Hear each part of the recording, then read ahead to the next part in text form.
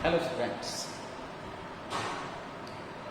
आज हम आपके साथ डिस्कस करेंगे मनुष्य में श्वसन। अब से पहले आपने जाना है कि विभिन्न प्राणियों में बाहर से ऑक्सीजन को लेने के लिए और भीतर की कार्बन डाइऑक्साइड को निकालने के लिए कौन कौन से अंग किसके द्वारा वो श्वसन करते हैं। तो मनुष्य में श्वसन क्या है? मनुष्य की यदि हम बात करें तो मनुष्य का जो मुख्य श्वसन अंग है वो एक जोड़ी फेफड़े है। मनुष्य में एक जोड़ी फेफड़े पाए जाते हैं। इसके अलावा अन्य अंग जो श्वसन की क्रिया में सहायता करते हैं उस पर एक अगर हम नजर डालें तो सबसे पहले है नासिका, श्वास नली, श्वसनिकाएं और अंत में फेफड़े। नासिका में बाह्य नासा छिद्र के द्वारा वायु हमारे श्वसन तंत्र के लिए प्रवेश करती है। इस नासा नलिका के अंदर टरबाइन हड्डी होती है, घूमकर हवा जाती है। नाक पर बाल भी होते हैं, तो वायु के साथ जो धूल मिट्टी के कण होते हैं तो उस पर चिपक जाते हैं और हवा घूमकर जाती है तो हवा जो है बॉडी के टेम्परेचर को ग्रहण कर लेती है। उसके बाद अंत्य नासा छिद्र के द्वारा ग्रसनी में, और ग्रसनी में हमने आपको बताया था दो छिद्र हैं। एक श्वास नली के लिए छिद्र है जिसे खुलता है किसके द्वारा? ग्लोटिस के द्वारा। और एक आहारनाल है, निगल द्वार है। और जब हम भोजन ले रहे थे तो ग्लोटिस के ऊपर एक ढक्कन होता है एपिग्लोटिस, वो उसे ढकता था श्वास नलिका को। लेकिन जब हम श्वसन कर रहे हैं ये ढक्कन खुला रहता है। और फिर उसके बाद स्वर यंत्र जिससे हमारी आवाज उत्पन्न हो रही है ये स्थित होता है। और उसके बाद हमारी गर्दन की लंबाई में फैली हुई एक नलीनुमा संरचना होती है जिसे हम श्वास नली कहते हैं। श्वास नली में उपास्थि के बने, किस चीज के बने? उपास्थि, कार्टिलेज जिसे हम कहते हैं, के बने अपूर्ण यानी अपूर्ण रिंग या हम कह सकते हैं सी के आकार के छल्ले होते हैं। इन छल्लों का क्या काम है भाई? ये छल्ले श्वास नली को पिचकने नहीं देते। जब श्वास नली में वायु नहीं है तो उसे पिचकने से रोकते हैं। श्वास नली आगे जाकर दो मुख्य नलियों में बढ़ जाती है। एक नली आप देख रहे हैं ये है, और एक नली जिन्हें हम श्वसनी कहते हैं। तो श्वास नली में दो श्वसनियां निकलती हैं और दोनों ओर की श्वसनियां अपनी अपनी ओर के फेफड़ों में प्रवेश कर जाती है और प्रवेश करने के बाद पुनः विभाजित होती है। बाएं फेफड़े की श्वसनी दो भागों में श्वसनिकाएं बनाती है, श्वसनिकाएं कहते हैं, और दाएं फेफड़े की तीन भागों में। और फिर वो आगे और शाखाओं में बढ़ती हैं, और शाखाओं में बढ़ती है, और अंत में जो है एक संरचना गुब्बारे नुमा छोटी छोटी संरचना जिन्हें ऊपिकाएं कहते हैं उसमें मनुष्य में दो फेफड़े, बायां फेफड़ा, दायां फेफड़ा। बाएं फेफड़ा दो पिंडों में बटा होता है जबकि दाएं फेफड़े में तीन पिंड होते हैं। फेफड़े ग्रे कलर के स्पंजी संरचना हो, स्पंजी संरचना। स्पंज आप जानते हैं कि छोटे छोटे स्पंज में छेद होते हैं। गुब्बारा नहीं है पूरी तरह, एक स्पंज के रूप में है। गुब्बारे में तो एक में पंचर करो तो पूरा फेफड़ा का स्पंज के रूप में है और श्वसन की सहायता। तो ये थे हमारे श्वसन अंग मुख्य मुख्य। अब हमारे भीतर जो सांस लेने की क्रिया है वो कैसे संपन्न होती है, जरा इस पर जोर डालो। श्वसन की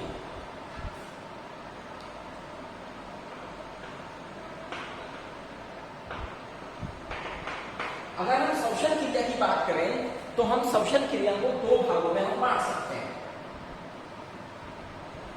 एक बाह्य श्वसन, बाह्य श्वसन की जब हम बात कर रहे हैं तो यानी यहां पर श्वसन है जो कोशिका से बाहर, कोशिका के भीतर नहीं है, और एक है अंतः श्वसन। अंतः श्वसन वो श्वसन की क्रिया है जो कोशिका के भीतर संपन्न होती है।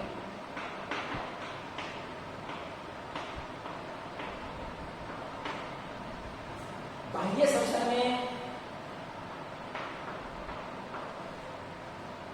एक श्वास क्रिया है, यानी इसमें निःश्वसन आएगा,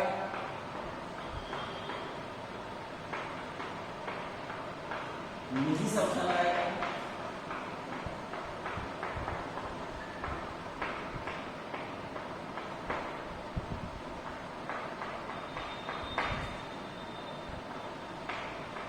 श्वसन अंगों में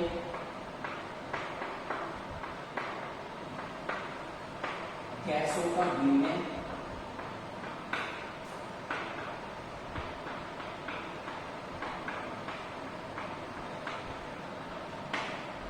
फिर है गैसों का परिवहन,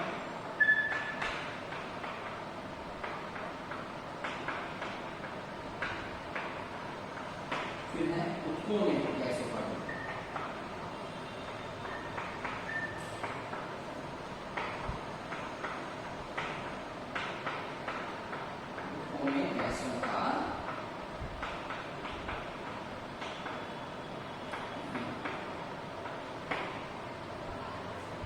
ये बाह्य श्वसन के हिस्से हैं, यानी जो श्वसन की वो क्रिया जो हमारे शरीर के बाहर है, उसमें हमने कहा है सबसे पहले है निःश्वसन।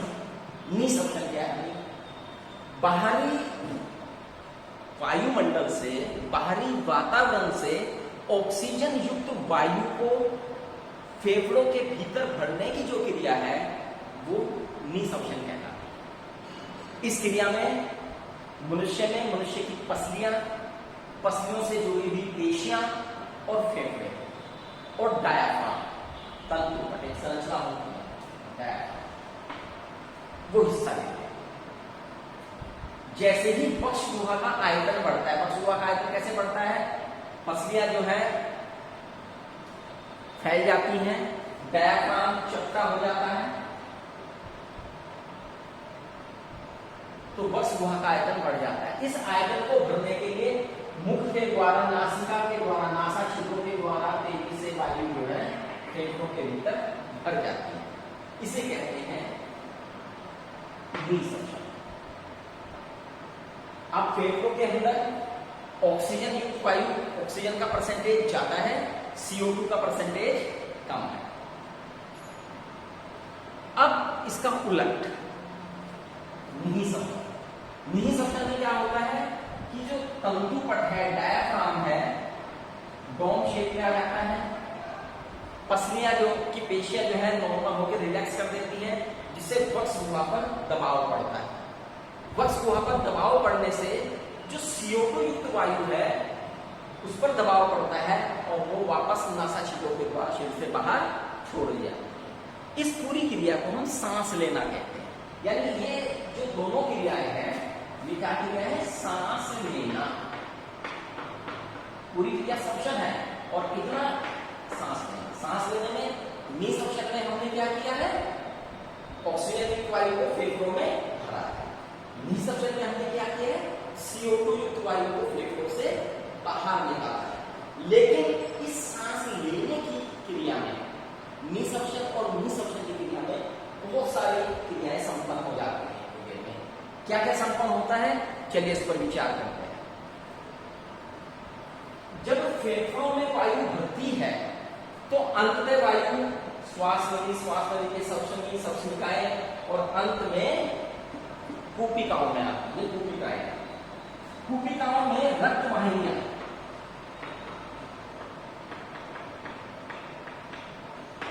का जाल होता है। अब कूपिकाओं में होता यह है कि जो ये वायु है इसमें O2 का सांद्रण ज्यादा है, CO2 का सांद्रण कम है। जबकि इस रक्त में CO2 ज्यादा है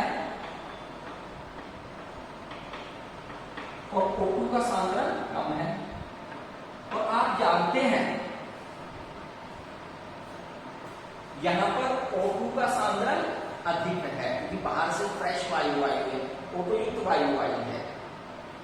सांद्रण आप जानते हैं कि विसरण में अधिक सांद्रता वाले स्थान से कम सांद्रता वाले स्थान की ओर पदार्थ के अणु गति करते हैं। तो ऑक्सीजन के जो अणु हैं विसरण विधि के द्वारा ये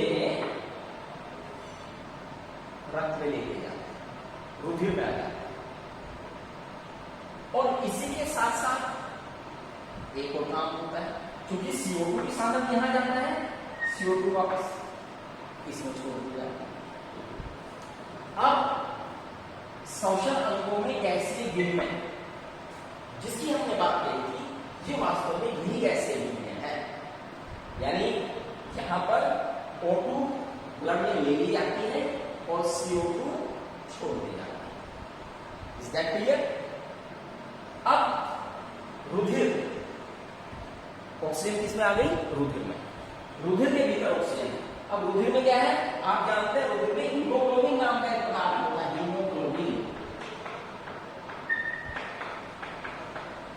ये हीमोग्लोबिन ऑक्सीजन के साथ क्रिया करता है और पदार्थ बना लेता है ऑक्सी हीमोग्लोबिन।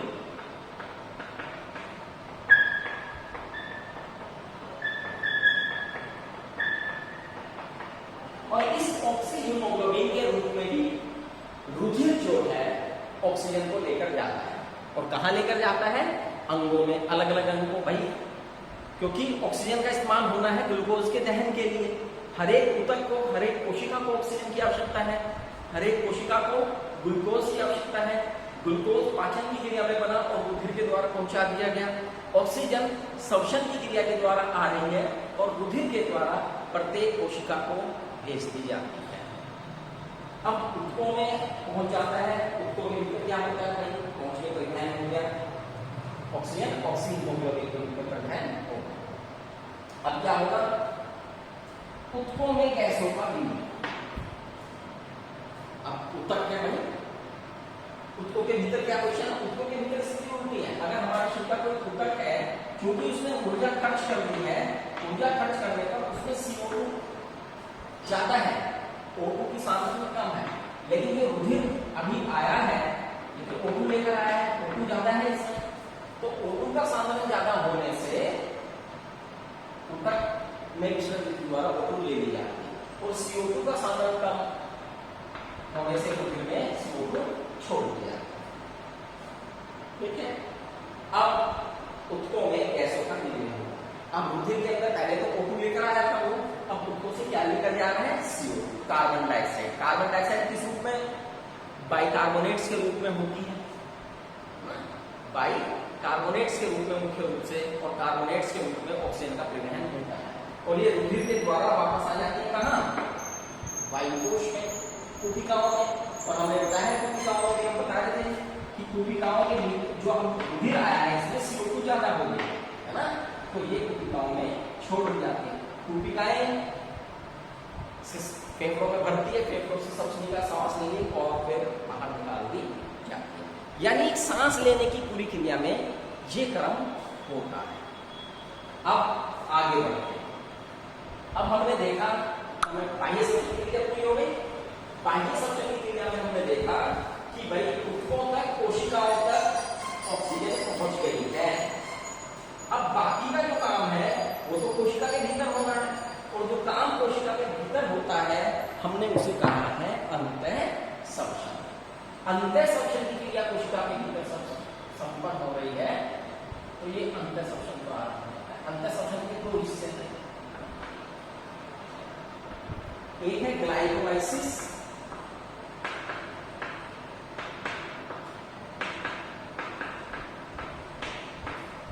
और दूसरा है क्रेब्स चक्र।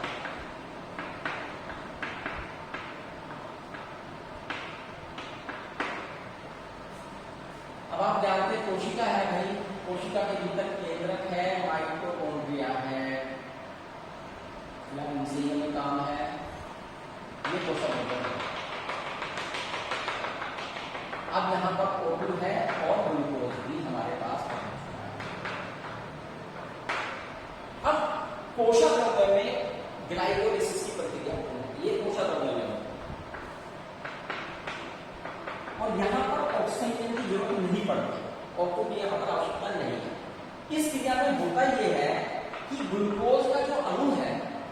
एंजाइमों की सहायता से टूटता है और विखंडित होकर पाइरुविक अम्ल के अणुओं में टूट जाता है। ग्लूकोज के एक अणु से पाइरुविक अम्ल के 2 अणुओं का निर्माण हो जाता है।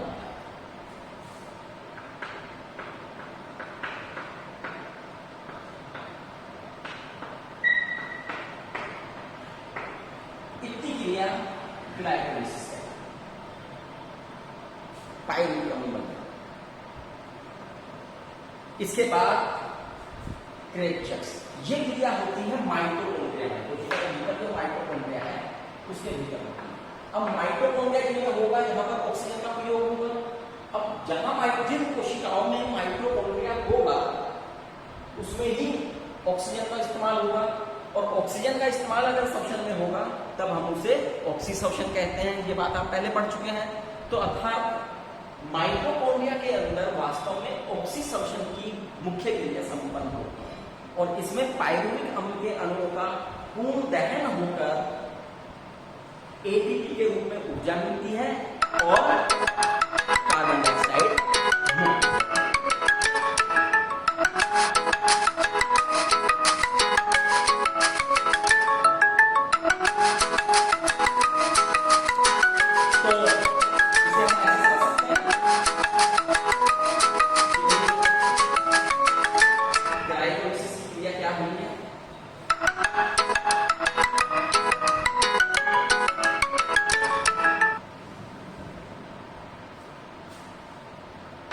ग्लूकोज का C6H12O6 प्लस 6O, ये ग्लूकोज का अणु है और ये ऑक्सीजन।